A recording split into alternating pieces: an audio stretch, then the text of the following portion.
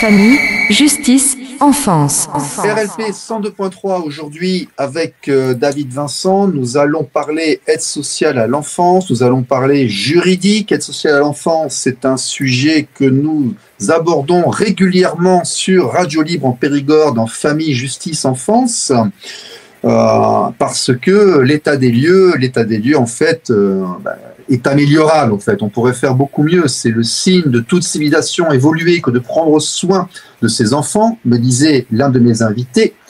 Les bonnes intentions ne suffisent pas, lui ont répondu un autre de mes invités. David, bonjour, comment vas-tu ?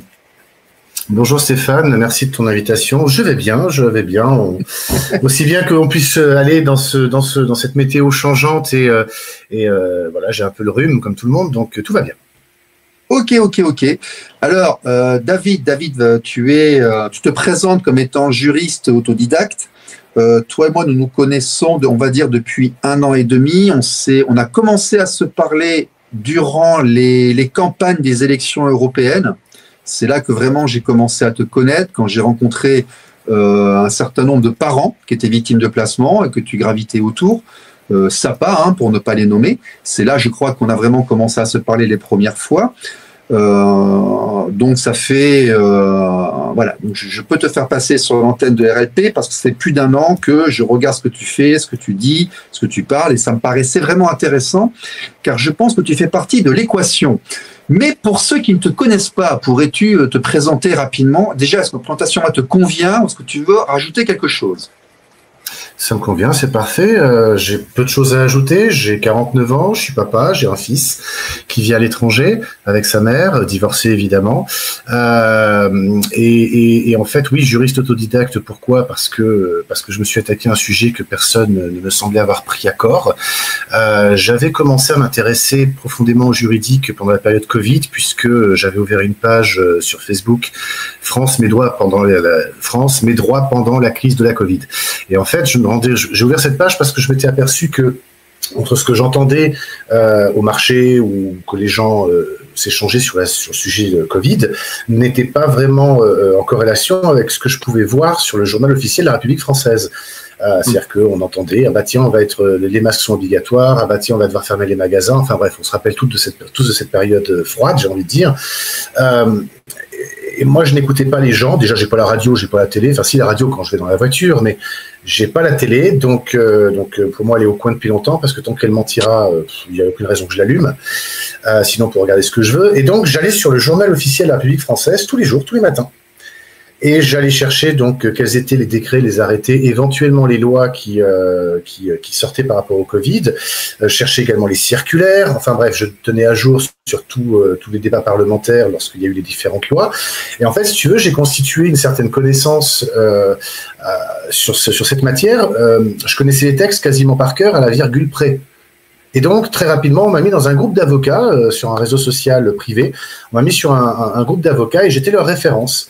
Et puis un beau jour, mon employeur, parce que je garde des enfants, mon employeur a eu une information préoccupante et c'est comme ça que j'ai découvert que ce qu'est l'aide sociale à l'enfance. Alors j'ai toujours eu vent, grosso modo, de ce qui s'y passait, parce que voilà, quand on est papa, on connaît un petit peu. Mon ex-femme étant enseignante, forcément... on connaît aussi parce qu'on entend parler de choses. Je suis quelqu'un d'assez documenté puisque j'ai été un des miroirs de Wikileaks pendant près de 15 ans. Donc j'ai eu accès à énormément de données. Donc pour moi, l'aide sociale à l'enfance, c'est la continuité quelque part de la conscience que j'ai du monde dans lequel on est aujourd'hui, qui n'est absolument pas celui qu'on veut nous vendre. Voilà, on est vraiment, de mon point de vue, dans une matrice.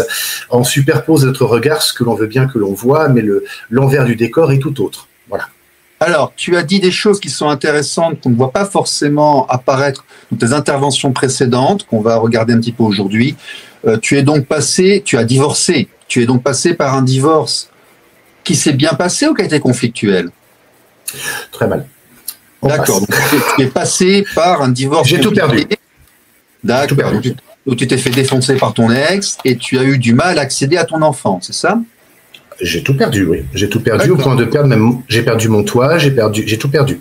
En gros, la vie m'a dit tu t'en vas. Tu vois, t'as le petit logo derrière, équité parentale. Tu sais que Je tenais les permanences pour les gens comme nous à une époque. Donc, on est dans le contexte, on se comprend. Donc, déjà, ton point de départ, qui d'ailleurs pour moi est le point de départ de l'aide sociale à l'enfance, très souvent, c'est le divorce, la séparation conflictuelle qui va rendre la mère isolée avec l'enfant et qui va dépaterniser, en fait, qui va enlever le père de l'équation familiale.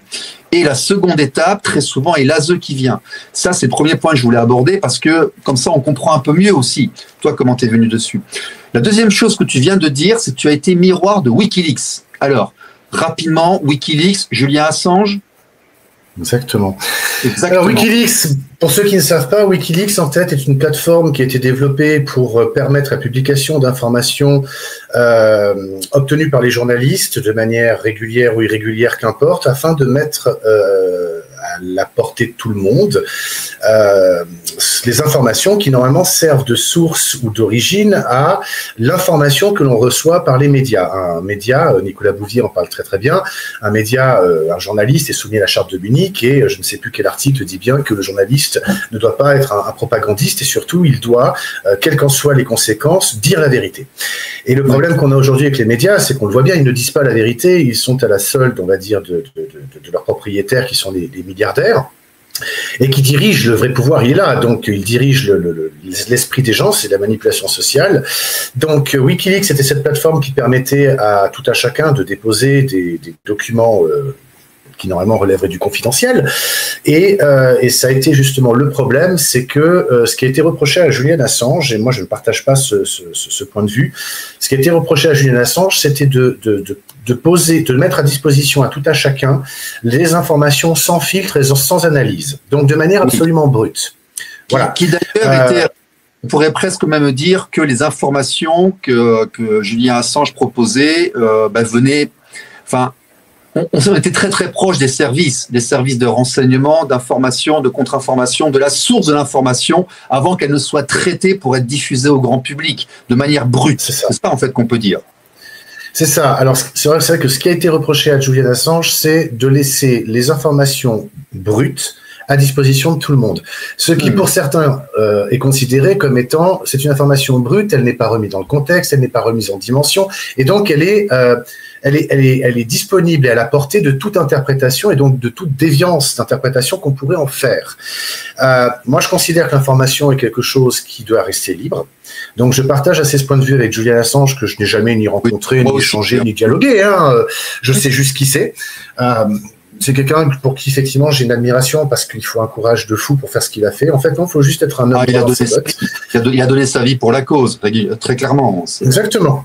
Exactement. Et donc, quand je me suis rendu compte, puisque j'ai fait 20 ans d'informatique, et j'avais une grosse machine connectée chez moi 24 heures sur 24, 7 jours sur 7 qui tournait, enfin bref, j'avais mon propre serveur à la maison, j'étais mon propre hébergeur de données, mon téléphone connecté directement sur mon serveur de mail personnel, je veux dire, j'étais complètement autonome de tous les autres services des GAFA, par exemple.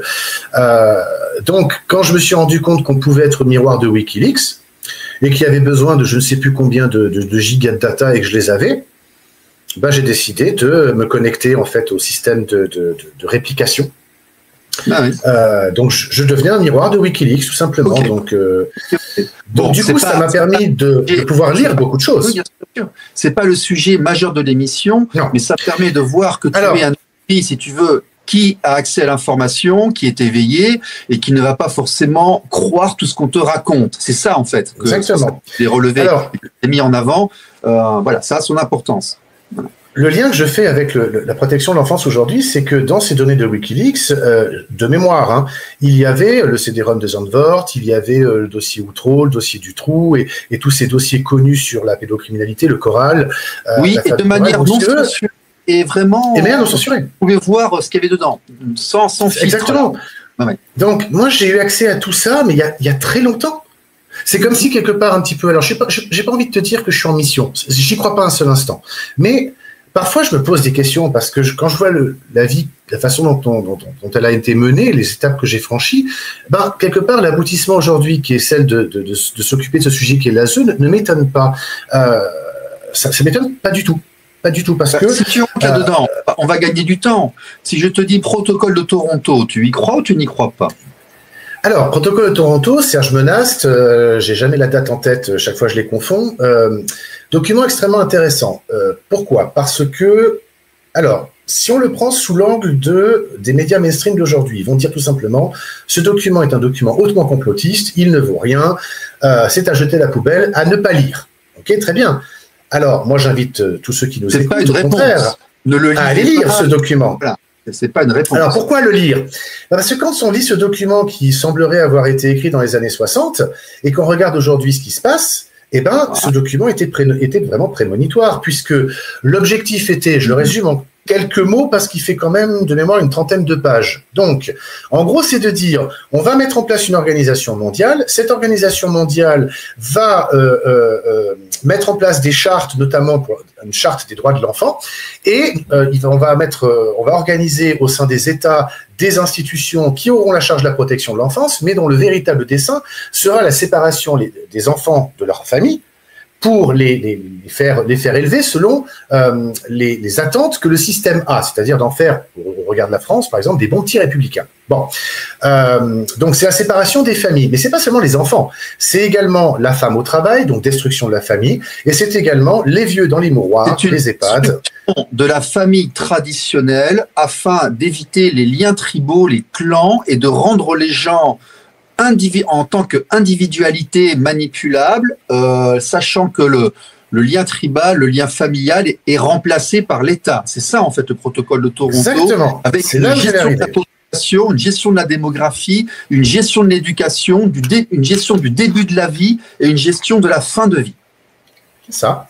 C'est exactement ça. Donc, destruction de la famille, on envoie les vieux dans les mouroirs, les jeunes, les enfants dans les écoles le plus tôt possible, les femmes au travail, la famille est brisée.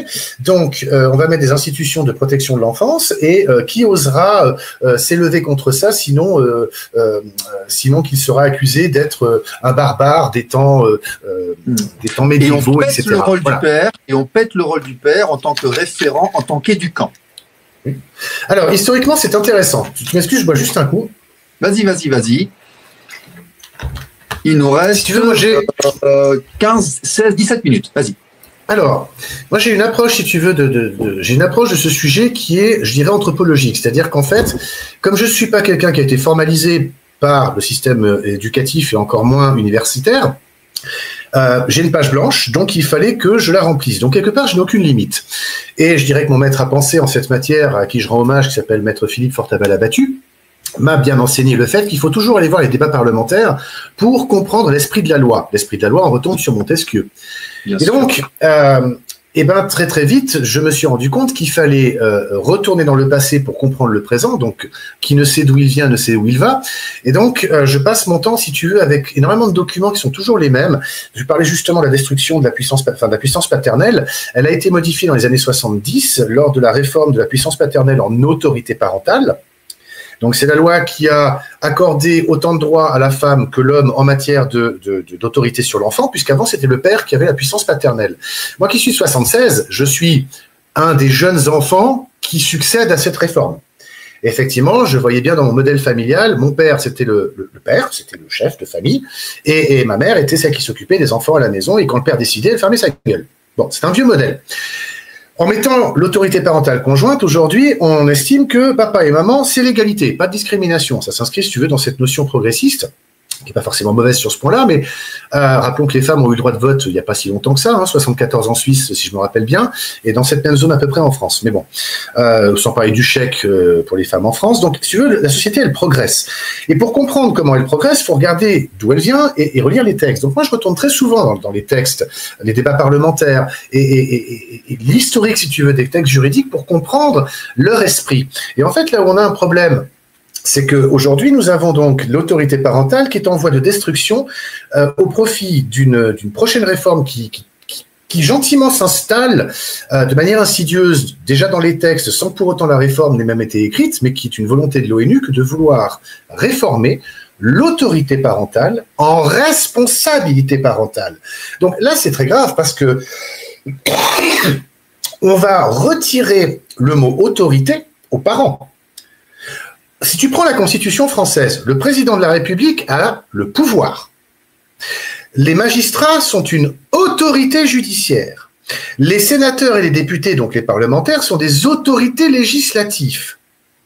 Donc nous avions avant la puissance paternelle, qui a été modifiée en 70 par une réforme qui l'a amené vers l'autorité parentale, et aujourd'hui, de manière insidieuse, par la volonté notamment de l'agenda 2030, on se rend compte qu'ils veulent substituer l'autorité parentale par la responsabilité parentale.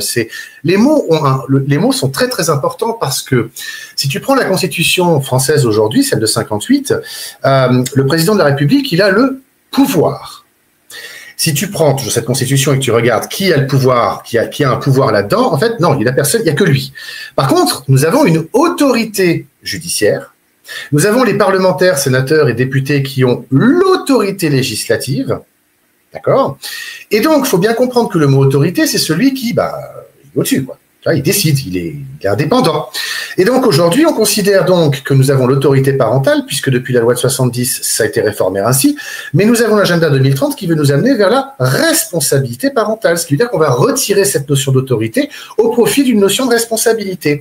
Et donc, puisqu'il y a une notion de responsabilité, ça veut dire que nous, les parents, ne serions plus autoritaires, et donc, qui aurait cette autorité par définition? Ce serait donc l'État. Et on retombe sur les mots de Marisol Touraine, non, c'est pas Marisol Touraine, c'était, je sais plus, un politique avait dit, un membre du gouvernement avait dit il y a quelques années, les enfants appartiennent à l'État.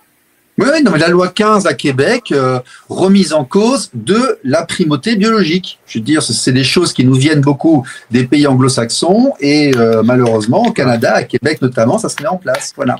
Et dans cette loi, on l'avait vu avec à la VIU, quand on avait étudié cette politisation, voilà, on a vu se mettre en place une structuration qui faisait que, comme tu dis, de l'autorité, on passe à la responsabilité, donc on est potentiellement coupable, et on embauche des personnes très jeunes qui ont très peu d'expérience de vie pour les envoyer enquêter dans les familles. Alors là-bas, c'est un petit peu différent de nous, c'est-à-dire que ceux qui passent, ceux qui sont juges, ont été avocats auparavant, mais on a un taux, je crois, de jugement qui approche les 97 ou 98% d'approbation des demandes de l'aide sociale à l'enfance qu'il y a à Québec, ce qui veut dire que des jeunes viennent, vont chez toi, disent qu'il y a un truc qui leur plaît pas parce qu'ils ont bien été formatés par un an et demi d'études, et l'État vient et sépare les enfants des familles, avec en arrière-plan aussi éventuellement des processus d'adoption pour certaines familles aisées ou qui ne peuvent pas par eux-mêmes avoir des enfants. Ça va très loin, ce qui se passe là-bas à Québec, mais il se passe en train de France, chez nous quand même. Bon. Il se passe la même chose en France. En fait, je vais être très clair. Non, je vais être très clair. Je vais te donner ma position après plus de 3 ans et demi d'études de cette matière, de ce sujet, de ces institutions, puisque c'est une institution non pas nationale, mais des institutions départementales. C'est étonnant de voir que nous sommes tous les deux informaticiens, analystes informaticiens, et que toi, tu es parti dans l'analyse de la loi et de la société, et que moi, je suis parti dans l'analyse des sciences humaines, la sociologie et la psycho. C'est rigolo quand même de voir ça. Absolument, et c'est là qu'on se complète. Moi, tout seul, j'arrive rien à faire, et j'ai besoin de gens comme toi pour compléter, si tu veux, mes travaux, et puis d'autres aussi. Enfin bref, pour moi, cette institution, je vais être très clair. J'entends ci ou là que je ne suis pas contre l'aide sociale à l'enfance. Il y a besoin d'une aide sociale à l'enfance. Je partage, si tu veux, la deuxième partie de la phrase. Il y a besoin effectivement d'un système qui prend en charge les enfants qui sont effectivement, 1, abandonnés, et 2, maltraités. D'accord ? Ça, effectivement, je peux le comprendre. L'ordonnance de 45, mais elle n'est plus appliquée. Non. L'ordonnance de 45, c'était la réforme du juge des enfants qui prenait à ce moment-là uniquement les enfants qui étaient délinquants, donc c'est-à-dire criminels. C'est ça. C'était délictueux. D'accord ? Bien sûr. Alors, moi, là où j'en viens, c'est que, à force de creuser ce sujet, et moi, je remercie Marion Sigaud, justement, d'avoir fait ses travaux sur l'hôpital général, et ben, en fait, je m'aperçois que plus j'avance, il va fort. Voilà. Non, mais plus j'avance dans cette étude et je me dis, en fait, cette institution ne peut pas être réformée. Elle doit être rebâtie de zéro. Pourquoi ? Parce que ça fait depuis 1656, donc grosso modo un peu moins de 400 ans, qu'elle fonctionne sur un modèle qui déjà à la base avait pour objectif de séparer les enfants de leurs parents, de les prendre en charge sous tutelle automatique des magistrats. Et en fait, on a beau y avoir des réformes successives, cette institution, elle perdure, si tu veux, une fondamentale qui est la séparation des familles Et je vais même le dire comme je le pense, puisque Marion l'a démontré avec Judith Reichmann, la déportation d'enfants, le trafic d'êtres humains, le trafic d'enfants. Donc pour moi, cette institution ne peut pas être réformée. Alors, attention, je sais que dans ces institutions-là, il y a des gens qui font très bien leur boulot. J'en connais. Je connais des éducateurs, ils font très bien leur boulot. Je connais des assistantes familiales, ils font très bien leur boulot. Il y a des assistantes des assistantes sociales, elles font très bien leur boulot. Le problème, c'est pas qu'il y en a qui font bien leur boulot. Le problème, c'est que dans ces institutions-là, arrivent à se faire engager des gens, mais à tous les niveaux de poste, qui eux finalement vont arriver avec ce dogme progressiste de destruction de la famille, qui pour moi n'est rien d'autre que la prolongation du projet Action T4.